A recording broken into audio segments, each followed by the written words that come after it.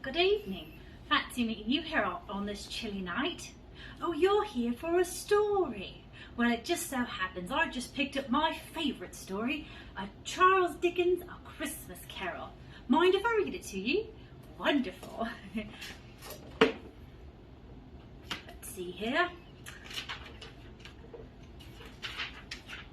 One Christmas Eve in old London town, Ebenezer Scrooge looked out with a frown. "Merry Christmas, Uncle," called his cheery nephew.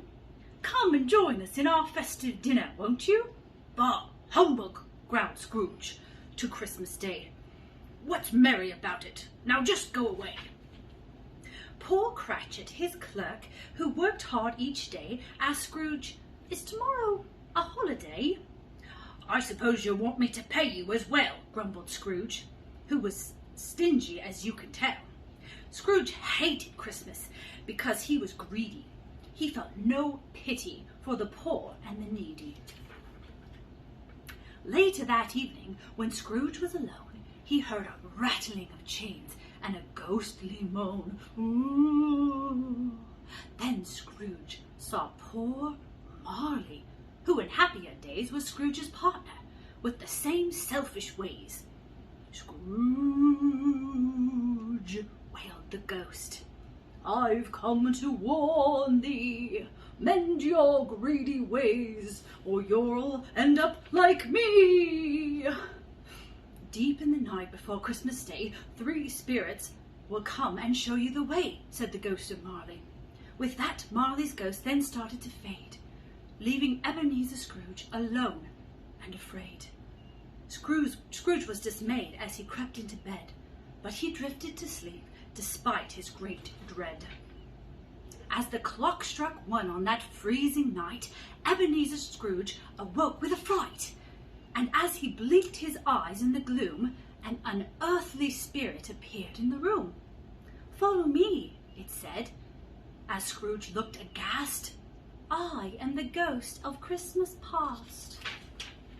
The ghost took Scrooge back to Christmases of old, where Scrooge was warm-hearted and not sad and cold. "I was happy," gasped Scrooge, "not lonely and cross." And as Scrooge was shown each old Christmas Day, he cried, "I can't bear it! Take me away!" In the blink of an eye, Scrooge returns to his bed and was met by a jolly spirit who said, "I am the ghost of Christmas present. Follow me now to see something pleasant."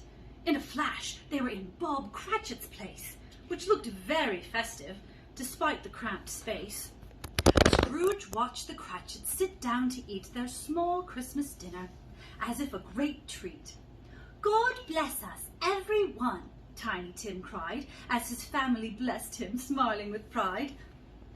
"Tiny Tim," said the spirit, "will always be lame, but he is still cheerful, despite his great pain." As the spirit departed, another took shape, a horrible creature in a hood and a cape.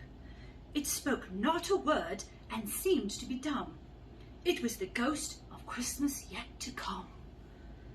At the graveyard, it showed Scrooge what lay ahead: misery and sorrow, for Tiny Tim was dead. Then Scrooge saw his own grave, unloved and unkept, alone in a cemetery where nobody wept. As they wandered the streets, he heard people say, "The old miser's gone, but who cares anyway?" As the ghost disappeared, Scrooge did something strange. He fell down and wept. "Now I know. I must change." The very next moment, Scrooge woke in his bed. He raced to the window joyfully and said, "I haven't missed Christmas. What wonderful fun! Merry Christmas!" he called out, "to everyone." Then he stopped a small boy and asked him humbly, "Please, take this turkey to the Cratchit family." Then, holding out gifts, he tramped through the chill to call on his nephew and wish him goodwill.